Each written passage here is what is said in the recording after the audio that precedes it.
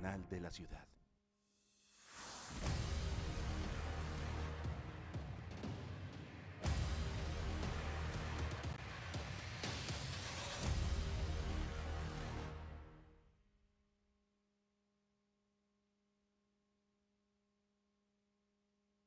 Bienvenidos a Más Allá de lo Evidente, un lugar en el espacio de la comunicación donde juntos, buscando la verdad y el conocimiento, despertamos conciencia, narrando los acontecimientos que dan sentido a nuestra realidad. Hoy, en Más Allá de lo Evidente, en nuestra primera sección Teorías de la Conspiración, hablaremos sobre el Club Bilderberg. En Escuché, lo vi y lo viví sobre el color rojo. En Sorpresas, Datos y Delicias, daremos respuesta a varias preguntas rápidas que han hecho el favor de mandarnos.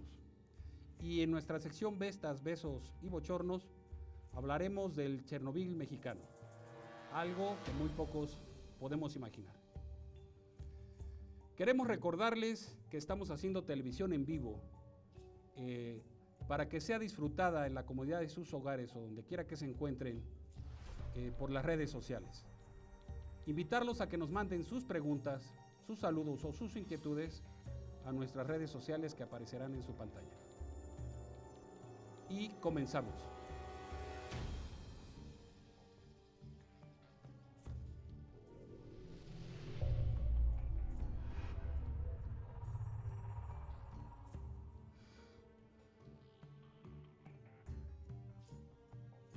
Teorías de la conspiración. El Club Bilderberg. Es muy importante que nos podamos dar cuenta que muchos de nosotros podemos imaginar que un pequeño grupo de personas controlan lo que ocurre en todo el mundo. Hoy nos daremos cuenta que existen sociedades, lugares donde las personas de mayor poder en el planeta se reúnen anualmente.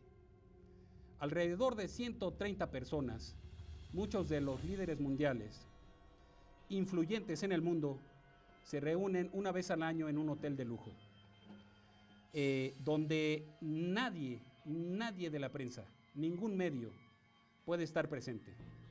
No dejan entrar a las escoltas, secretarios, ayudantes o asesores de los invitados. Se ha realizado durante 67 años en secreto total dentro de lo que ocurre en estas reuniones, siempre en hoteles de superlujo. Banqueros, políticos, miembros de la realeza, ideólogos y científicos, así como dueños de las aseguradoras y financieros internacionales, y los dueños de los principales medios de comunicación a nivel internacional, así como los líderes y los genios de la informática y del mundo digital, se reúnen una vez al año. Hacer, desean ellos, un nudo alrededor de la línea política entre Estados Unidos y Europa, en oposición a Rusia y al comunismo. Ese fue su primer lema. No obstante, algunos piensan que se reúnen para imponer un gobierno mundial, un dominio capitalista y hacer una economía totalmente planificada en todo el mundo. Dicen que es un esquema globalista corporativo y están convencidos de que es una élite poderosa y que es un movimiento, una corporación de individuos que mueve sustancialmente a todo el planeta para imponer el nuevo orden mundial oligárquico. Podríamos decir, y lo ha dicho uno de los estudiosos, Daniel Stulin, que el Club Bilderberg solamente es una banda, una mesa banda, donde en una forma organizada se realiza todo lo necesario para la implementación fáctica y las directrices que va a seguir por medio de criterios internacionales todo el planeta. Los formatos que se implantan y se manejan de manera generalizada, siempre siguiendo los criterios y las directrices de los grandes capitales mundiales, simplemente para lograr perpetuarse en el poder. El escritor James McConney comenta que los teóricos de la conspiración tienen mucho sentido al decir que el secretismo y que el hecho de que muy poca gente sabe que existe el Club Bilderberg da razón a pensar que es una cuestión conspirativa. Pero él dice, según este autor, que el Club Bilderberg no es en sí un mal absoluto, que es algo necesario. La primera conferencia del Club Bilderberg se celebró el 29 de mayo de 1954 en el hotel precisamente Bilderberg en los Países Bajos, en Holanda. De ahí recibe su nombre.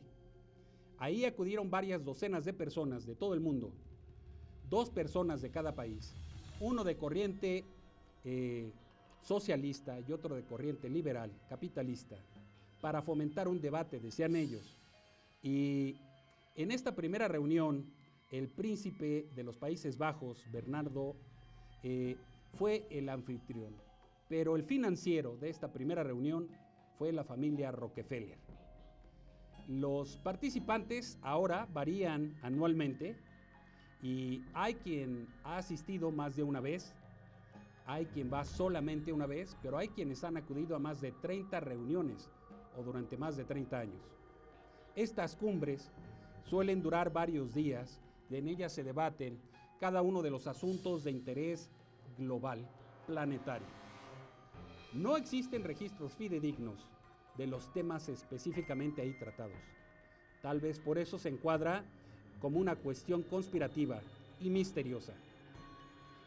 Ellos manejan lo que le llaman la regla Chatham House, es decir, las personas pueden discutir los resultados y comentarlas, pero siempre y cuando no digan con quién estuvieron discutiéndolo dentro de estas reuniones, ni quiénes participaron de las mesas redondas.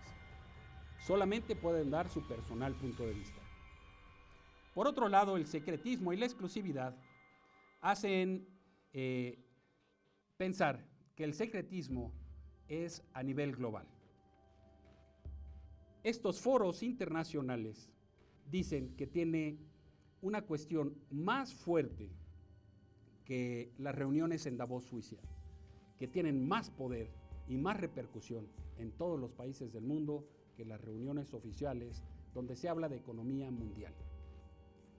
Podríamos decir, por ejemplo, que en el 2019 algunos invitados, y los vamos a nombrar, el yerno del expresidente Donald Trump, estuvo Jared Kushner, Satya Nadella, directora ejecutiva de Microsoft, por ejemplo, Eric Schmidt, expresidente de Google, Peter Thiel, el cofundador de PayPal, y siempre, durante más de 30 años, ha estado el exsecretario de Estado Henry Kissinger, con todos sus años.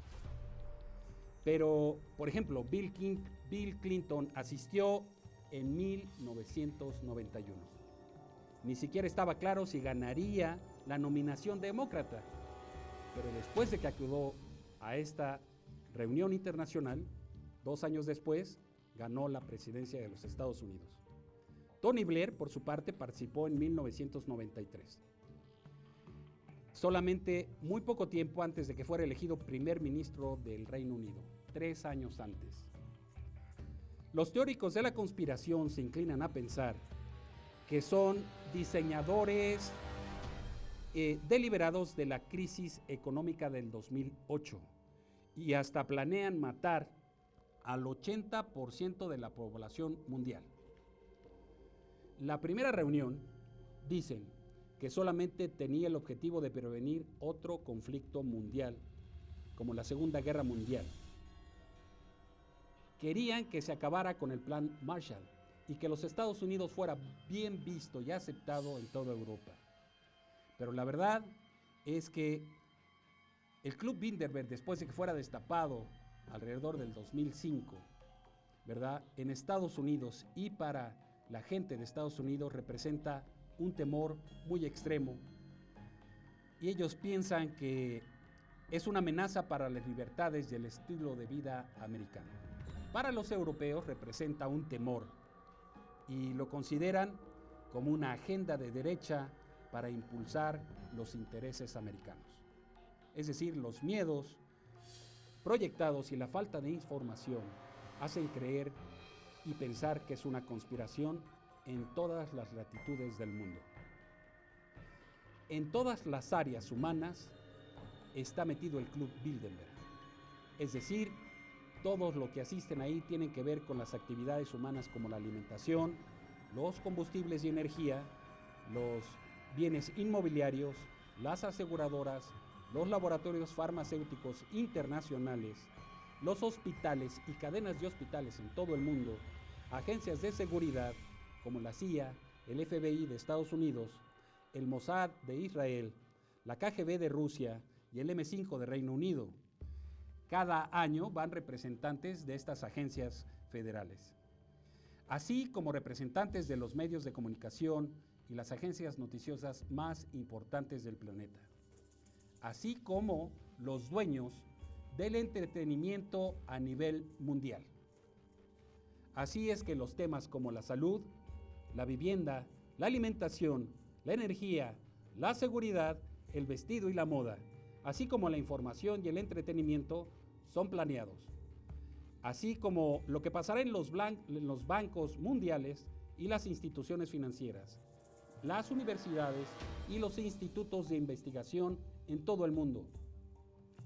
¿Qué pasará con el armamento y qué pasará con las aseguradoras y las tablas de amortización de estas, así como qué pasará con las nuevas tecnologías en todo el mundo? El objetivo del Club Bilderberg es consolidar las condiciones en todo el mundo hasta llegar a un solo gobierno mundial.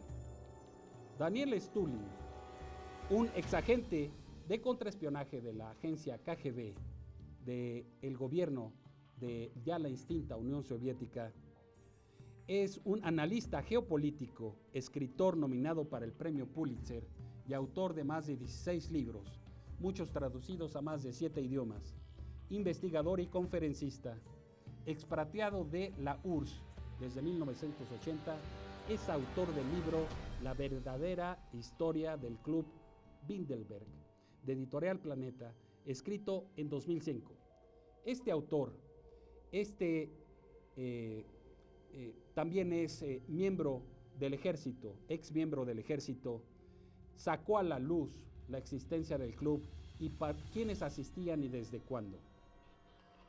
Él dice con sus propias palabras: en este club se toman las decisiones como el precio del petróleo en todo el mundo, las revueltas y revoluciones en los diferentes países y dónde vender ciertas armas, dónde va a haber guerra y qué precio van a tener las armas a nivel mundial. Las devaluaciones monetarias, los movimientos migratorios en todo el mundo, así como dice que el fin del Club Bilderberg es la empresa mundial S.A. Los poderes fácticos, económico-financieros de mayor importancia estarán por encima de cualquier poder, país o estado. Tiene 15 propósitos el Club Bilderberg, pero solamente hablaremos de ellos en nuestra próxima reunión de teorías de la conspiración aquí en Más Allá de lo Evidente. Quisiera decirles que todas estas teorías se van uniendo y sumando una a otra para que cada quien saque su propio criterio. Lo que podríamos decir es que lo que ocurre en el mundo muchas veces no es casualidad. Abramos nuestros ojos, busquemos información y nos podremos dar cuenta, cada cual en la medida de su propio entendimiento, qué es lo que está ocurriendo. Queremos recordarles que aquí en Más Allá de lo Evidente les queremos invitar para que nos manden sus dudas, los temas que quieran que nosotros les demos el tratamiento especial de Más Allá de lo Evidente. Regresamos con nuestra siguiente sección. Gracias.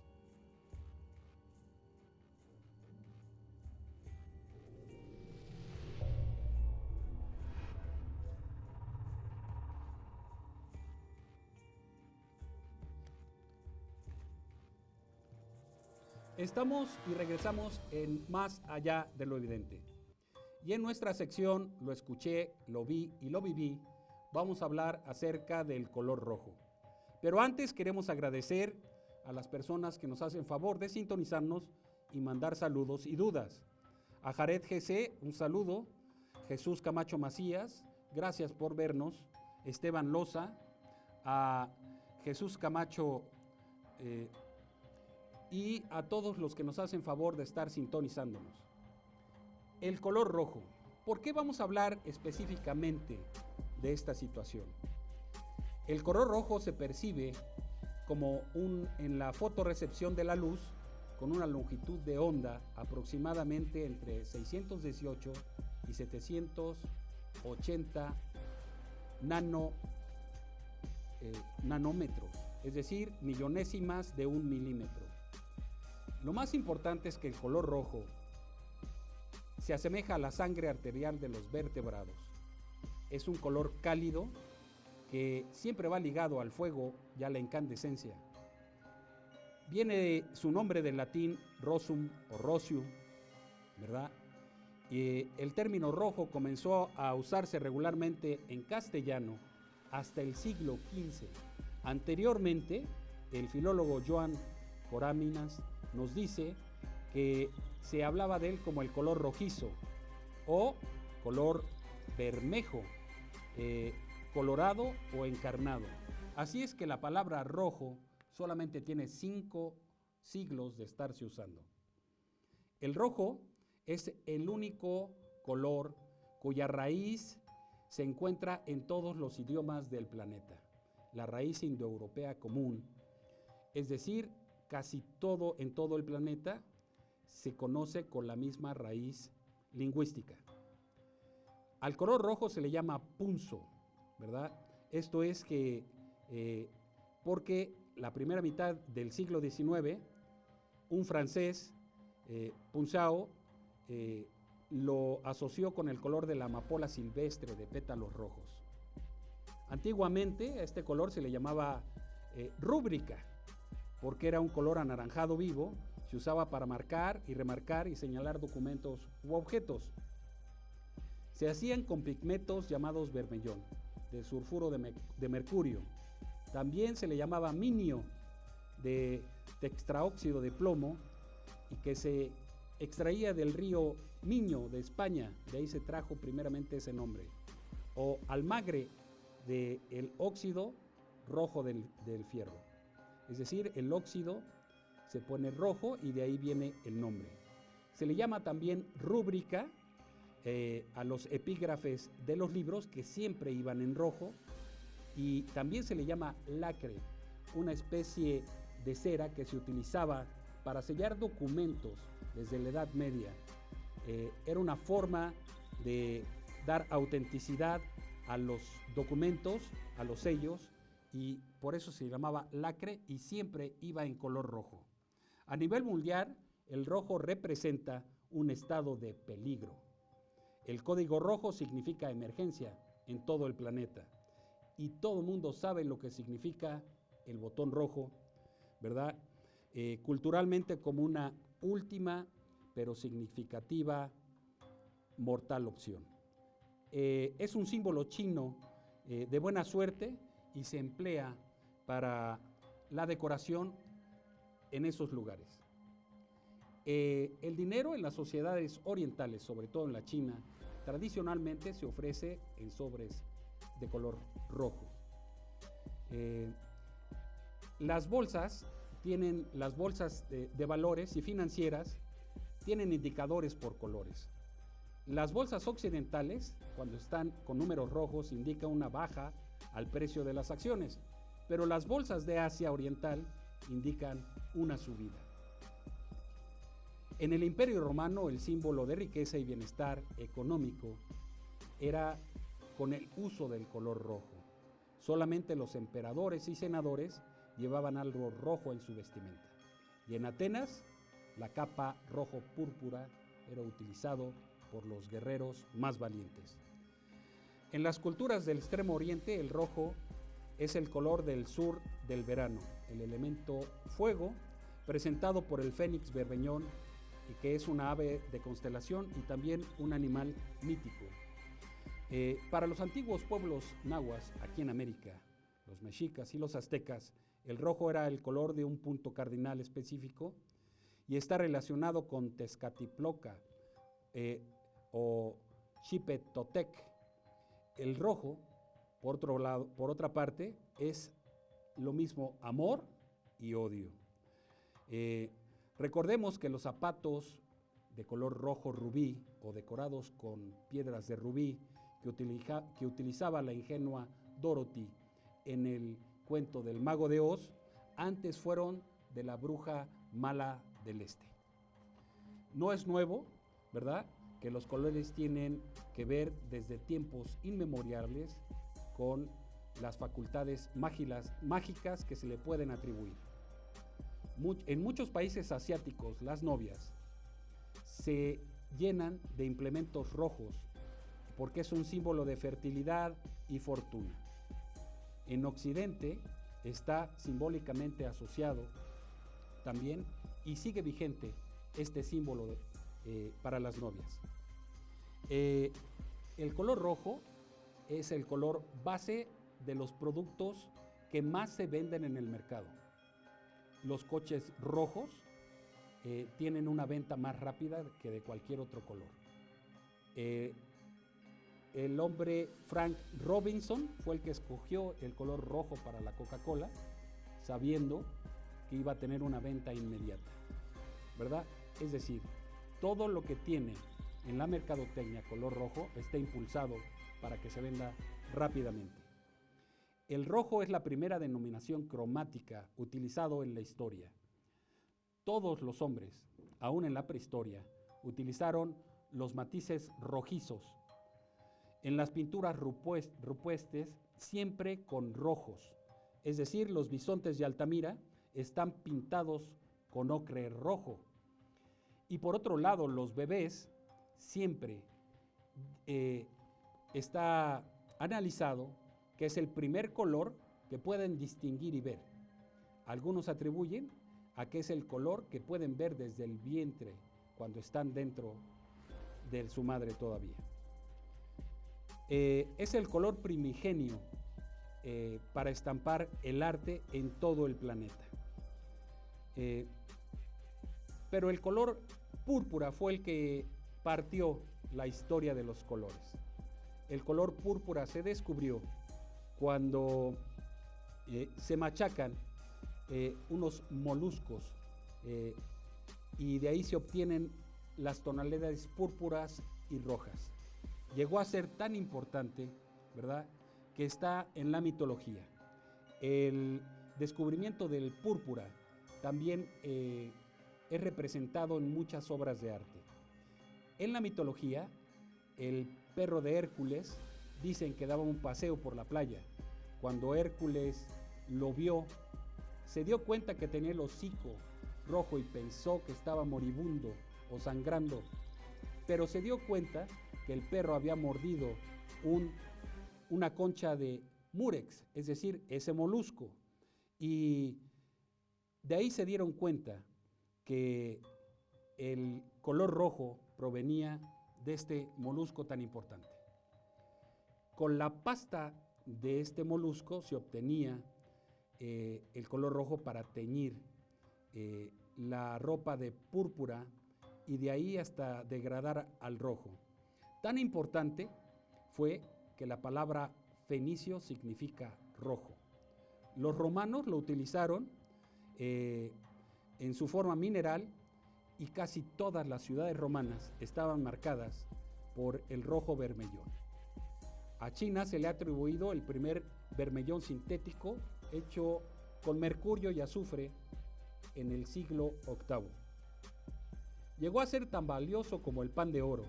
Se utilizó principalmente para manuscritos y fue considerado desde el principio como el pigmento superior, el más importante de todos los colores. En Roma también estuvo ligado a la libertad. Tito Livio, en su Historia de Roma, narra que los esclavos que iban a ser liberados en una especial ceremonia de liberación se les colocaba un rojo gorro y llamado el gorro frigio. Algunos recordaremos que en las monedas de México existía un gorro destellante, que significa el gorro de la libertad o de la sabiduría, y es el gorro frigio, que siempre era rojo. Por otro lado, en Europa era un color aristocrático y siempre utilizado por el clero, sobre todo en las cúspides. Lo utilizan los cardenales porque dicen y juramentan que están dispuestos a que toda su ropa quede bañada en su propia sangre antes de terminar con sus votos eclesiásticos. La leyenda japonesa del hilo rojo del destino es muy impresionante. Los japoneses dicen que aquellos que estén unidos por un hilo rojo, que a veces no se puede ver, están destinados a convertirse en almas gemelas. Lo más importante es que vivirán una historia muy importante. No importa cuánto tiempo pase o qué distancia exista entre esas dos personas, el hilo rojo puede enredarse, puede estirarse, pero nunca romperse si las dos personas se aman. Veremos datos curiosos del hilo rojo. El hilo rojo en los bebés es utilizado como pulseras para el mal de ojo, como ya dijimos aquí en Más allá de lo evidente. Pero también el hilo rojo quita el hipo de los bebés. Esto es porque el pedacito de fibra de algodón que se pone en la frente, algunos dicen que interfiere con parte de la mirada del bebé y llama su atención de tal manera que su respiración se tranquiliza y su cuerpo logra eliminar el molesto hipo. Algunos dicen que la vibración del color ayuda a tranquilizar a los bebés. Otros más dicen que el hilo debe de ir mojado y que el cambio de temperatura en la frente es lo que logra que se quite el hipo. Ya dijimos que es el primer color que detecta el ser humano. El hilo rojo en la mano izquierda sirve como amparo de energía contra maleficios. Este se usa en la mano izquierda porque, de acuerdo a los cabalistas, es el lado receptor del cuerpo y del alma. Existe una superstición de colocar un listón rojo a las mujeres embarazadas cuando va a ocurrir un eclipse. Las abuelitas, literalmente, a las mujeres embarazadas le ponían un listón rojo en el vientre, diciendo que era para protección de ellas y del bebé, y que el niño naciera completo y con salud. La parte visual de la comida es muy importante. Ha tenido un papel preponderante en la historia. El color rojo es muy importante. Tal vez porque los hombres antiguamente buscaban frutos maduros de color rojo y sabiendo que tenían ese color no enfermaban al comerlos. De tal manera que es una sensación de frescura y apetencia. En muchos restaurantes se mandan mensajes con este color. El color rojo es de los valientes y de los seres humanos que dan todo por aquello en lo que creen. El rojo es la sangre derramada por un buen fin, sufrimiento por una causa y dolor por una victoria sufrida. Regresamos a Más allá de lo evidente después de estos mensajes. Gracias.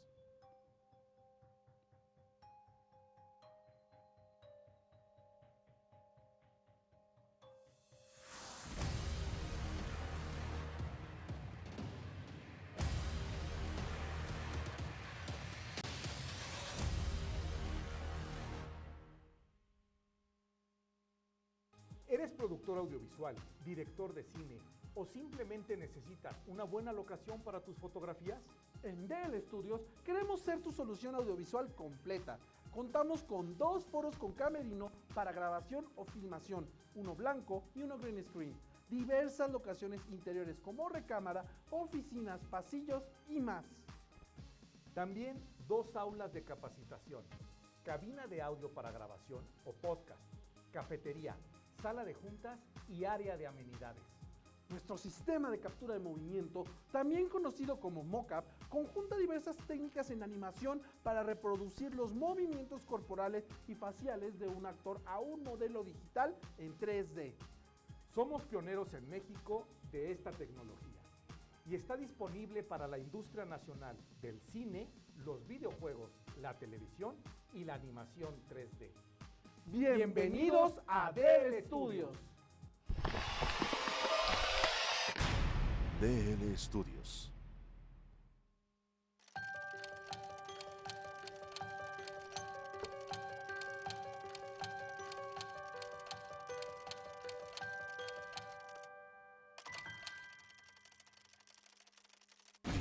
El canal de la ciudad.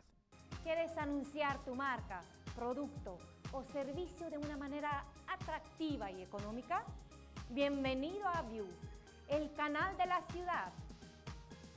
Nuestros costos son los más bajos del mercado, pues no solo serás visto por nuestra audiencia. El gran valor de anunciarte con nosotros es que obtienes tu mención comercial en alta definición, lista para ser transmitida y compartida en tus redes sociales, desde un spot con gráficos de tu marca aquí y aquí. Product placement, contenido patrocinado, entrevistas personalizadas o un creativo comercial con animación 3D a precios accesibles para el mercado. ¿No es así, Big Mousy? Hola, Adriana. Contacta a tu representante de ventas y sé parte de la familia View, el canal de la ciudad. El canal de la ciudad.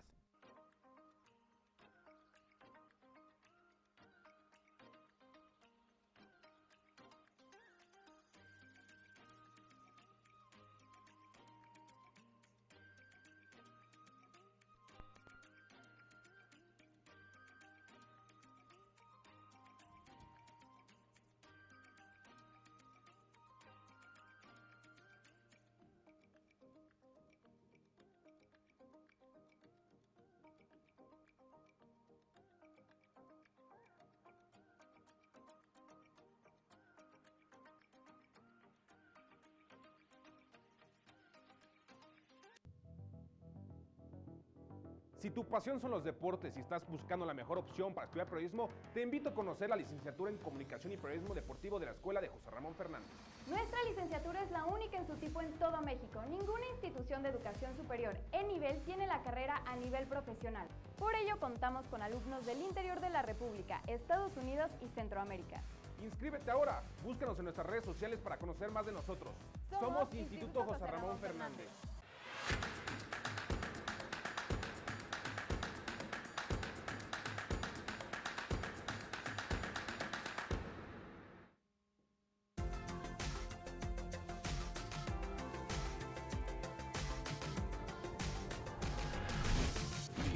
El canal de la ciudad.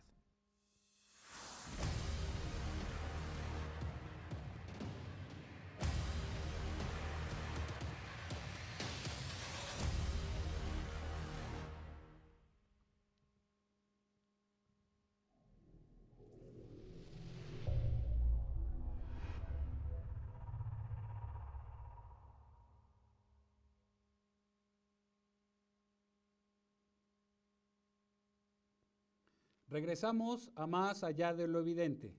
Gracias por estar con nosotros. Queremos agradecer y mandar un saludo a Juanito Martínez de Calaveras Internacionales, así como a Linda Mistraji Shiver. Muchas gracias por su saludo, agradecemos, y también un abrazo hasta Puebla. A Jesús Camacho, a Cora Cejudo, muchas gracias. Andrea de la Trinidad, muchas gracias. A Jess Morales, muchas gracias. Alejandro Becerra, que nos saluda desde, dice Tierras Mayas. Y a Lua González, también muchas gracias por estar sintonizándonos y por mandar sus dudas. En esta ocasión, en Sorpresas, Datos y Delicias, hablaremos de una cuestión muy particular.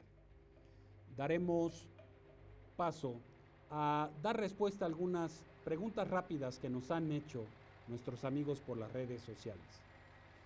Y vamos a contestar primeramente estas preguntas de nuestros queridos amigos. ¿Por qué la Luna y el Sol se ven del mismo tamaño? Nos preguntan desde Pachuca, Hidalgo. Y bueno, la Luna es el satélite natural de la Tierra, tiene un diámetro, pero la Tierra tiene 4 veces el diámetro de la Luna, y la distancia entre la Tierra y la Luna es de cierta capacidad. y la distancia entre la Tierra y el Sol tiene la misma proporción. Es una cuestión de óptica y de perspectiva. La misma proporción existe entre la distancia de la Tierra al Sol. La misma proporción tiene el tamaño de la Luna con referencia a la Tierra. Por eso es que se ven del mismo tamaño, aunque realmente el Sol es varios miles de veces más grande que la Luna. Por las distancias es que se ven del mismo tamaño, y por eso es que podemos ver los eclipses y se tapa totalmente la Luna con la sombra de la Tierra, ¿verdad? Nos preguntan desde Yucatán si los mayas fueron o son extraterrestres. Hemos hablado poco aquí en Más Allá de lo Evidente acerca de teorías de extraterrestres, pero hay indicios e investigaciones que dicen que las clases sociales altas y los emperadores de los mayas hacían desde bebés que su cráneo fuera de diferente forma y lo alargaban. A los niños les ponían unas tablas o unos vendajes para que el cráneo se fuera siendo alargado. Decían ellos que para ser iguales a los dioses, a los seres que dieron vida a este planeta. Lo único que podemos decir es que se han descubierto o hay indicios de algunas momias, por ejemplo en Perú, en Nazca, que hay momias de humanoides con 3 dedos que presentan este cráneo alargado. Se supone o se puede creer que son de extraterrestres. No creo que los humanos mayas hayan sido extraterrestres, pero pudiera ser que tuvieran contactos de carácter extraterrestre y que hayan recibido parte de la tecnología, ya que eran grandes observadores de la astronomía y tenían cálculos astronómicos muy exactos. Fueron inventores del cero, por ejemplo. De tal manera que podemos decir que los mayas no son extraterrestres, pero trataban de imitar lo que nosotros podemos pensar o intuir que la forma de humanoides extraterrestres. Si tienen más dudas, hagan favor de mandárnoslas para poder seguir comentando acerca de estos temas. Nos preguntan desde Cuautla, Morelos, si es cierto que Obama, el expresidente de Estados Unidos, es descendiente de reyes. El 44 presidente de los Estados Unidos de Norteamérica, Barack Hussein Obama II, es su nombre completo, nació en Honolulu, Hawái, el 4 de agosto de 1961. El padre del presidente Obama se llamaba igual Barack Obama, fue un economista keniano, pero fue el primer africano en ingresar a la Universidad de Hawái. Y la madre del expresidente, Anne Duhan, era una antropóloga americana de ascendencia irlandesa, y algunos piensan, se ha seguido su árbol genealógico, que en Irlanda sus antepasados pertenecían a la nobleza y que por sus ideas y por algunas cuestiones de guerras internas tuvieron que venir a América. Por otro lado, se ha descubierto que el primer esclavo registrado en las colonias americanas era o fue pariente directo de Barack Obama. El nombre de Barack Hussein Obama significa bendito y hermoso rayo brillante. Algunos teóricos insisten en que la familia africana de Barack Obama sí son reyes o pudieran tener un trono en Nigeria. De tal manera que si por parte de la mamá de Barack Obama, siguiendo su árbol genealógico hasta Irlanda, se demuestra que están entroncados con la nobleza, y que por parte de su padre en África son también descendientes de reyes africanos, podríamos decir que Barack Obama sí desciende de reyes. Por otro lado, nos preguntan por qué la Biblia tiene versículos que tienen el mismo número de palabras que la numeración de sus capítulos y versículos. Y me mandan una serie de ejemplos, los voy a leer, me pareció muy interesante. Génesis capítulo 16, versículo 16, tiene 16 palabras. Génesis 30:30 tiene 30 palabras. Deuteronomio 20:29, 29 palabras. En el libro de Job, capítulo 10, versículo 10, contiene 10 palabras. Isaías 28:28, de la misma forma, tiene 28 palabras. Esto en el Antiguo Testamento. Y en el Nuevo Testamento podemos descubrir que en Mateo 10:10 también tiene 10 palabras. Lucas 22:22 también. Hechos capítulo 8, versículo 8, de la misma manera. Hechos 24:24 contiene exclusivamente 24 palabras. Romanos 12:12 de la misma forma. Y Apocalipsis 18:18, todos en versión de Reina Valera, en su revisión de 1960, presentan el mismo número de palabras de su capítulo y versículo.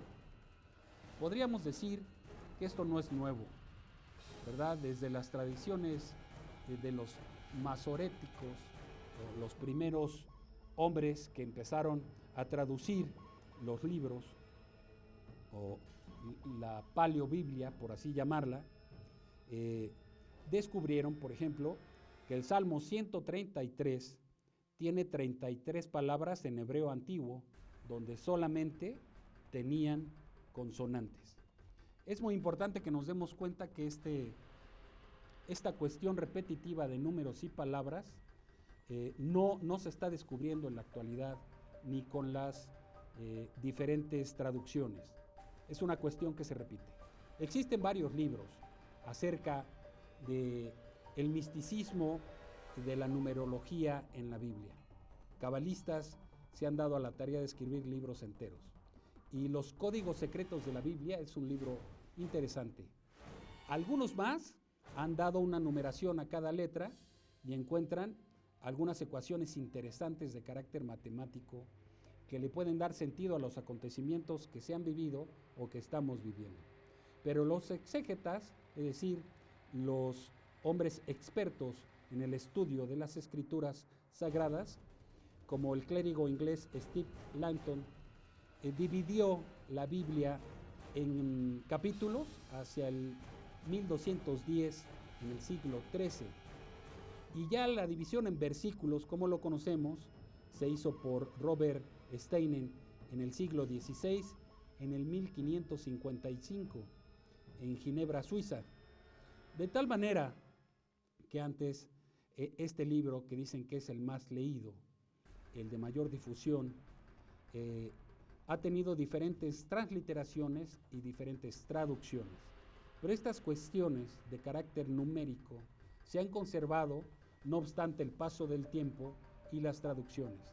Así es que sería interesante darnos a la tarea de buscar algunos códigos internos mágicos que contiene este libro y relatarlos de manera cabalística.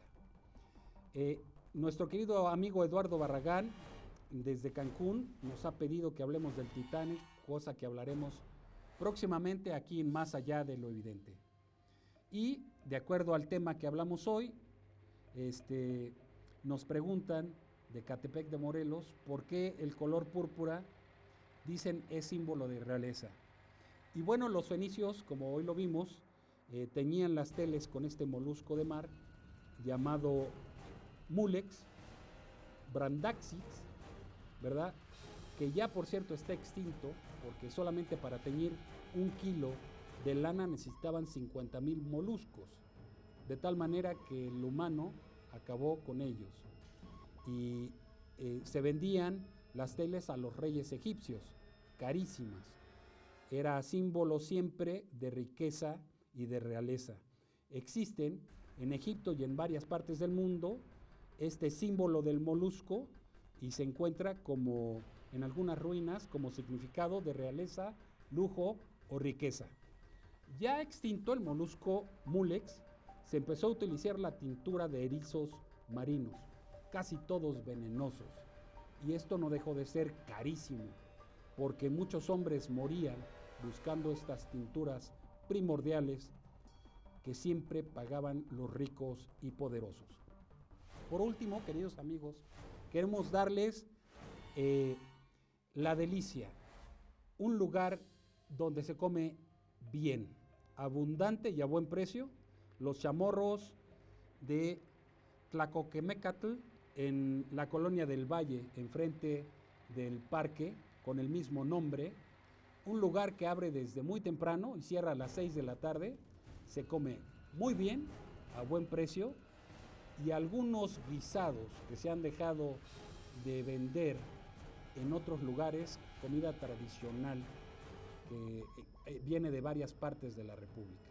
Muy recomendable. Los chamorros de Tlacoquemecatl, en la colonia del Valle.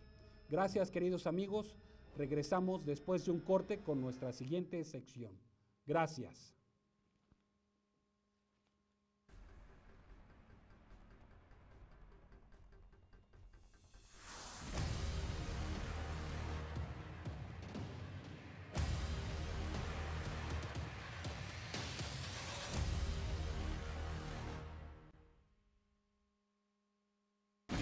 El canal de la ciudad. ¿Quieres anunciar tu marca, producto o servicio de una manera atractiva y económica? Bienvenido a View, el canal de la ciudad. Nuestros costos son los más bajos del mercado, pues no solo serás visto por nuestra audiencia. El gran valor de anunciarte con nosotros es que obtienes tu mención comercial en alta definición, lista para ser transmitida y compartida en tus redes sociales, desde un spot con gráficos de tu marca aquí y aquí.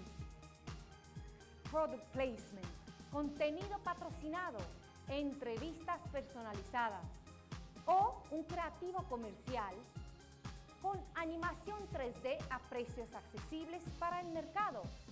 ¿No es así, Big Mousy? Hola, Adriana. Contacta a tu representante de ventas y sé parte de la familia View, el canal de la ciudad.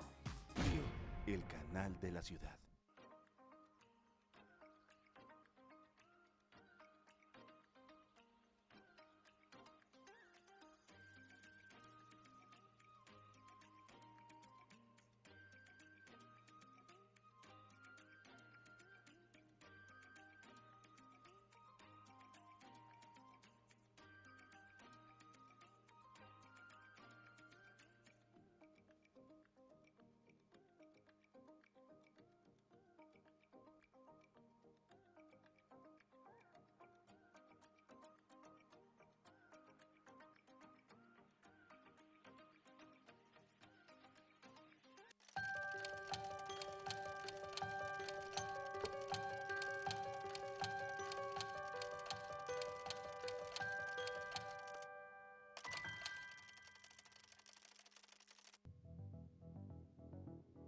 Si tu pasión son los deportes y estás buscando la mejor opción para estudiar periodismo, te invito a conocer la licenciatura en Comunicación y Periodismo Deportivo de la Escuela de José Ramón Fernández.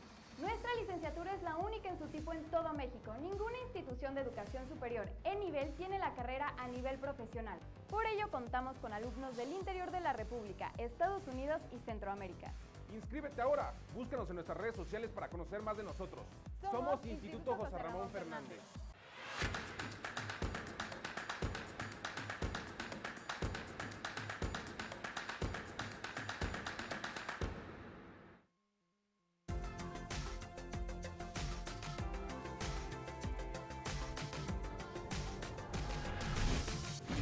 El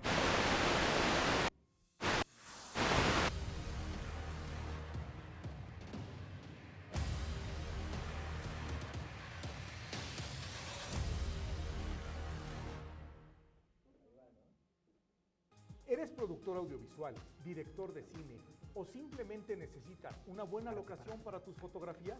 En DL Studios queremos ser tu solución audiovisual completa. Contamos con 2 foros con camerino para grabación o filmación, uno blanco y uno green screen. Diversas locaciones interiores como recámara, oficinas, pasillos y más. También 2 aulas de capacitación, cabina de audio para grabación o podcast, cafetería, sala de juntas y área de amenidades. Nuestro sistema de captura de movimiento, también conocido como mocap, conjunta diversas técnicas en animación para reproducir los movimientos corporales y faciales de un actor a un modelo digital en 3D. Somos pioneros en México de esta tecnología y está disponible para la industria nacional del cine, los videojuegos, la televisión y la animación 3D. Bienvenidos a DL Studios. DL Studios.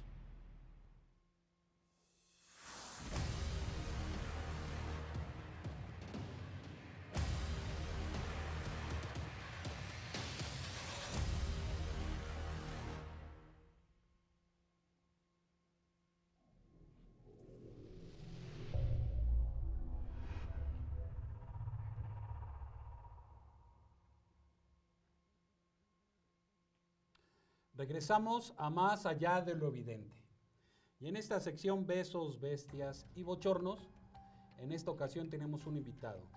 Quiero decirles, queridos amigos, un tema que yo desconocía y que muy pocos mexicanos sabemos. La persona que me habló de este tema hace muy poco, le queremos dar la bienvenida a Yetro Cejudo. ¿Cómo estás, Yetro? ¿Cómo te va? ¿Qué tal? Muy Bienvenido buenas al noches, programa. muchas gracias. Yetro es diseñador industrial de la Universidad Metropolitana, también es músico y bueno, y trotamundos, ha viajado por parte de América, él solo, con sus propios medios, y le queremos dar la bienvenida. Él me sorprendió hablando de una cuestión que tiene que ver con cuestiones de radiología. Por eso intitulamos hoy el Chernobyl mexicano. ¿De qué nos vas a platicar hoy, Yetro? Bueno, yo les voy a platicar sobre el incidente del cobalto 60, que también es popularmente conocido como el Chernobyl mexicano.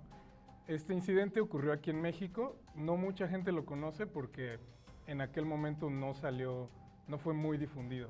Hasta hace pocos años es que esto ha empezado a salir a la luz, a pesar de que sí hay un reporte oficial.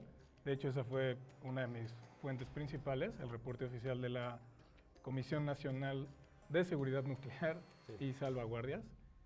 Y bueno, esto ocurrió, esto es como la ley de Murphy en práctica. Si algo puede salir mal, va a salir peor. Ahorita vamos a ver por qué. A la mexicana. A la mexicana, sí, claro. Todo empieza el 25 de noviembre de 1977, cuando el Centro Médico de Especialidades en Ciudad Juárez, Chihuahua, por órdenes del doctor Abelardo Lemus, adquiere una máquina de radiología. Compran esta máquina a una empresa americana que se llamaba X-Ray Equipment Company de Fort Worth, Texas, y la compran por $16,000, que en aquel entonces eran aproximadamente unos 160,000 pesos. De aquel entonces. De aquel entonces. Pero la compran de manera ilegal, porque para poder tener este tipo de maquinaria en un hospital necesitabas permisos del Instituto Nacional de Energía Nuclear, el INEN. Y para ahorrarse los permisos, la meten de manera ilegal. Y se necesita capacitación especial para utilizar este tipo de aparatos. Sí, ¿Es verdad? Sí, y qué bueno que lo mencionas porque precisamente traen la máquina a México y México no tiene técnicos calificados para operar esta máquina. Entonces, lo que hacen, deciden guardarla en una bodega. No se utilizó. No, nada más la compraron y aquí dicen, no hay quien la pueda manejar, vamos a guardarla, la guardan en una bodega por tiempo indefinido. ¿Sí? Y un punto importante es que esta bodega se encontraba en un predio que pertenecía al hospital, pero que estaba... ¿Dónde estaba el hospital? No me acuerdo la calle, ¿Juárez? En Ciudad Juárez, en Ciudad Chihuahua. Juárez, Chihuahua. Y esta bodega se encontraba a varias calles de distancia. Pertenecía al hospital, pero no estaba dentro de las instalaciones. Muy bien. Y esto era precisamente para evitar multas en caso de que el INEN llegara a hacer hacer inspecciones. Sí. Y ahí se quedó. Y entonces nos adelantamos un par de años al 6 de diciembre de 1983. Aquí entra un personaje de nombre Vicente Sotelo Alardín. Este hombre era trabajador de intendencia y de mantenimiento en el hospital. Él decide agarrar, bueno, ese es el relato oficial del informe oficial de la CNSNS. Sí. Él decide tomar esta máquina para venderla como chatarra. La llevó al fierro viejo. Sí, Literal, literal la llevó al fierro viejo. por piezas. Porque lo que él intentaba, o bueno, más bien lo que él pretendía, como él trabajaba y era intendente, tenía acceso a esta bodega y según el informe oficial, como vio que la máquina llevaba mucho tiempo ahí, dijo, pues la voy a vender, no sirve. Sí. Y entonces, de manera muy delicada, procede a desmantelar la máquina con un martillo, a golpes. Sí. Sutilmente la deshizo a martillazos. Sí, exactamente. Y entonces, él empieza a destruir la máquina, básicamente, a golpes, a martillazos, hasta que llega a la parte del cabezal. El cabezal es la parte de la máquina que emite la radiación. Olvidé comentar este pequeño detalle, que esta máquina tenía un núcleo de cobalto 60. Así es. El cobalto 60 es un isótopo radiactivo sintético que emite rayos gamma. Y estas máquinas se utilizan principalmente para tratamientos de cáncer Sí. y para eliminar tumores malignos por medio de disparos controlados de radiación. Así es. Este núcleo se encuentra en el cabezal de la máquina, que es la que se va moviendo y va emitiendo estos disparos. Cuando... Radioactividad viva. Sí, La máquina era para provocar disparos de radioactividad en microdosis específica, sí, de manera controlada. de manera controlada. Este hombre empieza a deshacer la máquina hasta que llega al cerebro, donde está la parte radioactiva. ¿Qué sucede? Bueno, aquí sucede algo interesante. El cabezal, el cilindro que contiene el cobalto, pesaba alrededor de 100 kilos. Entonces, esto le interesa mucho porque venderle 100 kilos al fierro viejo es una buena lana. Y no ocupaba tanto espacio. No, pues era Una un batería cilindro, pequeña. ajá, más o menos como una batería de auto, por así decirlo, de ese tamaño aproximadamente. Y le pide ayuda a un amigo suyo, que también era intendente del hospital, Ricardo Hernández, y entre los dos la abren a martillazos también, y en ese momento notan que emite un intenso color azul, notan también un sabor metálico en sus bocas y sienten en el ambiente cálido, sienten de repente un calor que hay en el ambiente a pesar de que la noche era fresca. Recordemos que esto fue en Ciudad Juárez, era invierno y Ciudad Juárez está en el desierto. Después de que tú me comentas el tema, empecé a indagar y sucede que estos hombres con martillo y desarmadores rompieron el blindaje donde viene la parte neural, la parte energética, y ellos la rompen con cincel, martillo y desarmador, y es por eso que se ve con estos colores y ellos directamente reciben la radiación. Sí, en este momento liberan los gránulos de cobalto. El núcleo contenía alrededor de 6.000, un poco más, 6.000 cilindros o pellets de 1 milímetro por 2 milímetros aproximadamente de cobalto 60. Como puntas de lápiz. Sí, precisamente tamaño. un poquito más chiquitas, pero Ajá. sí, eran como la punta de un lápiz. Y en ese momento, este núcleo empieza a emitir 1.003 curies o curios de radiación. Para que tengamos esto en perspectiva, la cantidad mínima para crear daños en órganos y tejidos es de 1. ¿Cuántas se recibían? 1.003. Muy bien. Pero no notaron nada raro.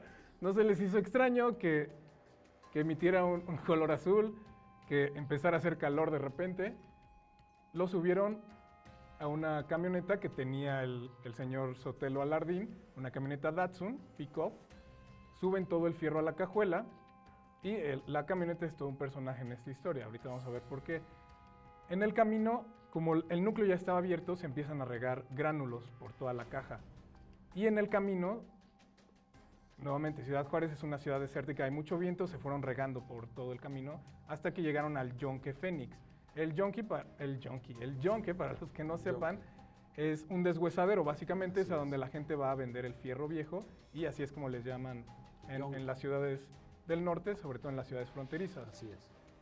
Entonces llegan al yonque, en ese momento el señor Vicente agarra el núcleo con sus propias manos para bajarlo de la camioneta y inmediatamente sufre quemaduras de segundo grado en las manos, pero tampoco se le hace raro.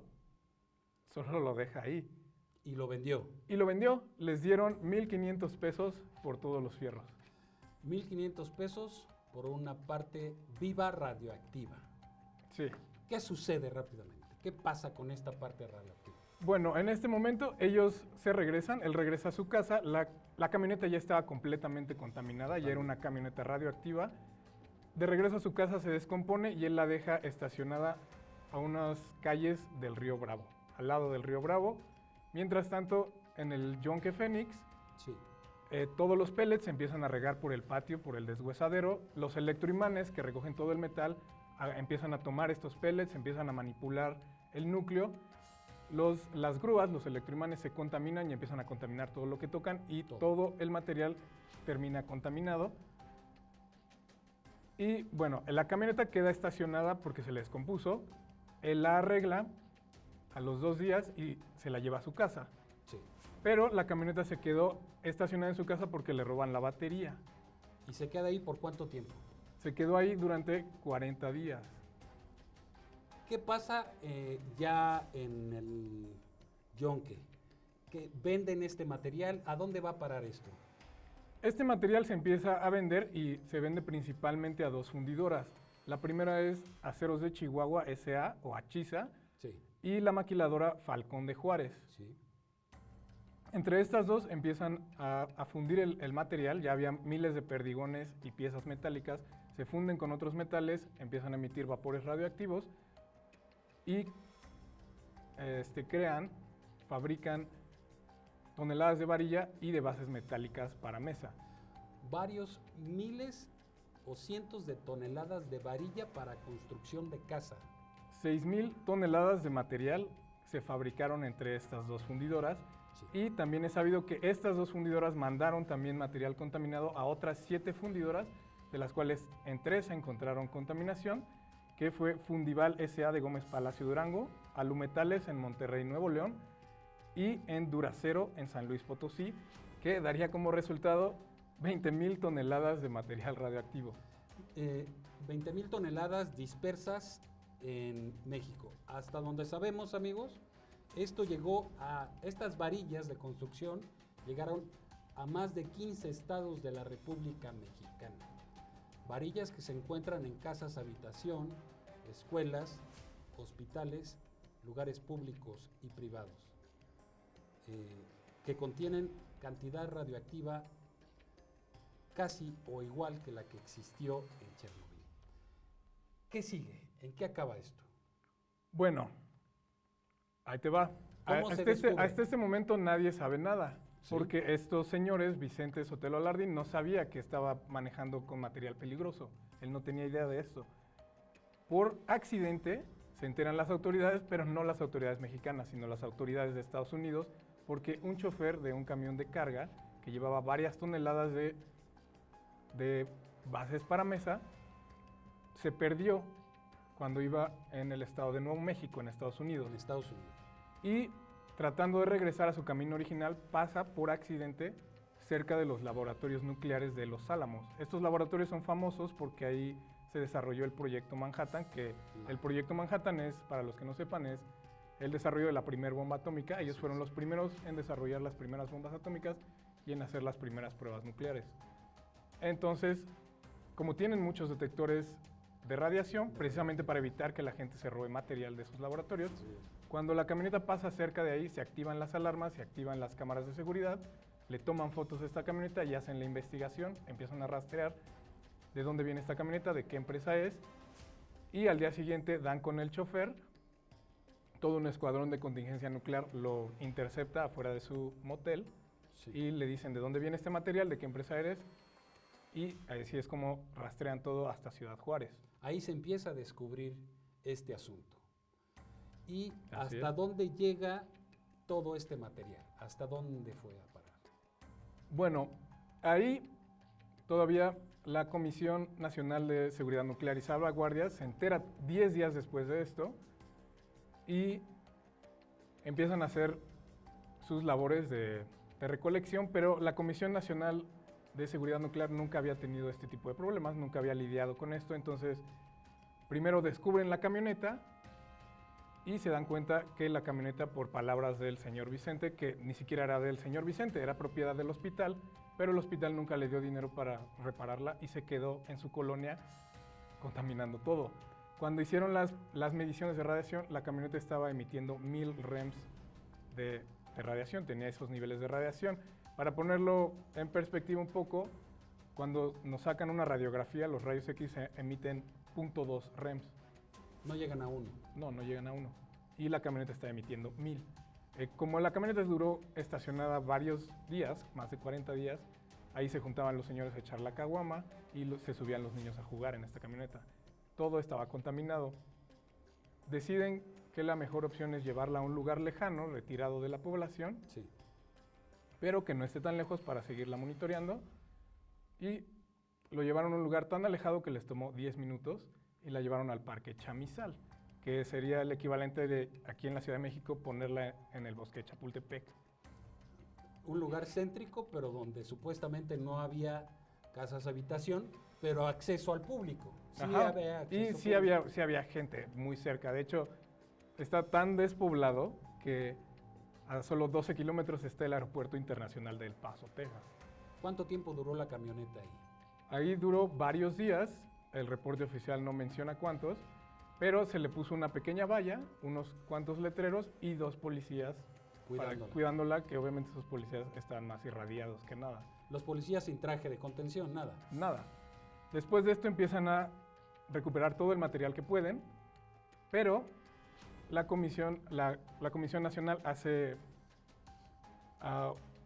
crea unos comisionados expertos, entre comillas, en recolección de material, y en realidad estos comisionados eran más de 180 trabajadores de Achisa que fueron básicamente obligados a recoger todo el material con tecnología de punta, con escobas, palas y sus manos, y a los que tenían suerte con equipo de protección, que era un casco de construcción. Y guantes de carnaza.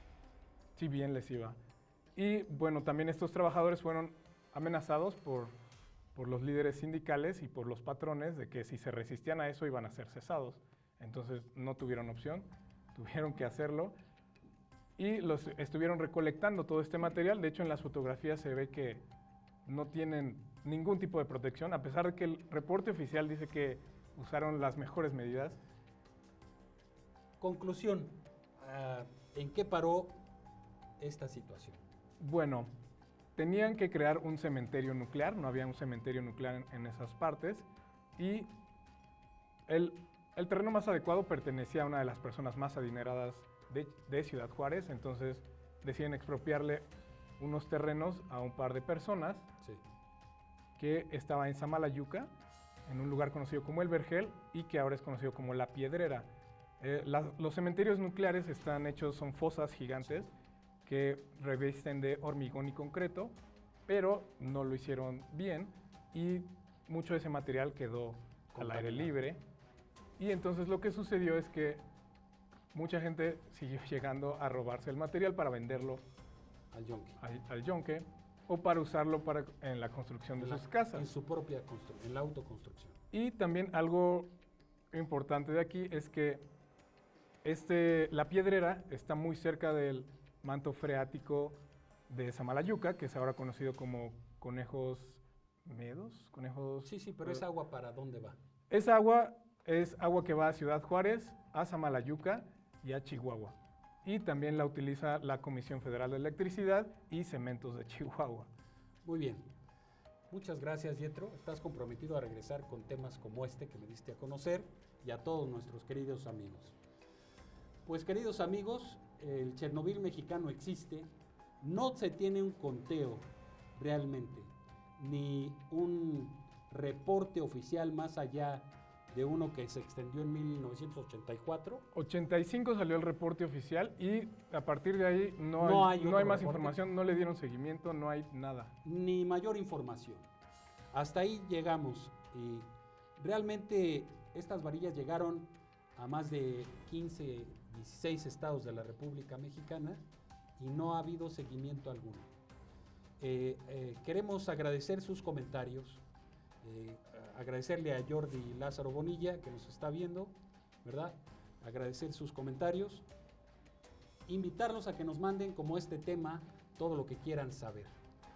En México tenemos que aprender a investigar y a indagar por nuestra cuenta y darnos a la tarea de saber qué es lo que pasa en nuestro alrededor para poder ser conscientes, poder educarnos y ayudar a la comunidad a crear conciencia y que no se repitan casos como el Chernobyl mexicano.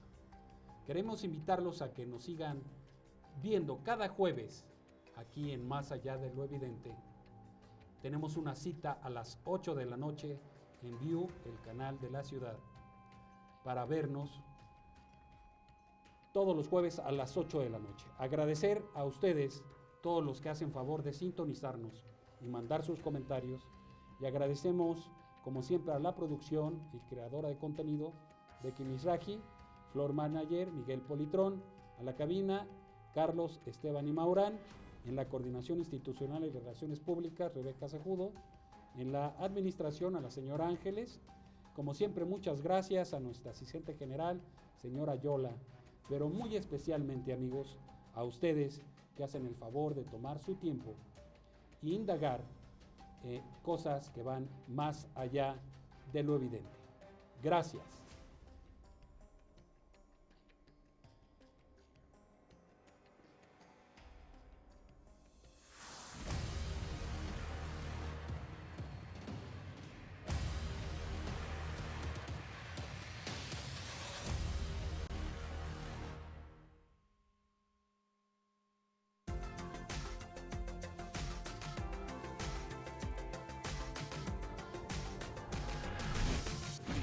El canal de la ciudad.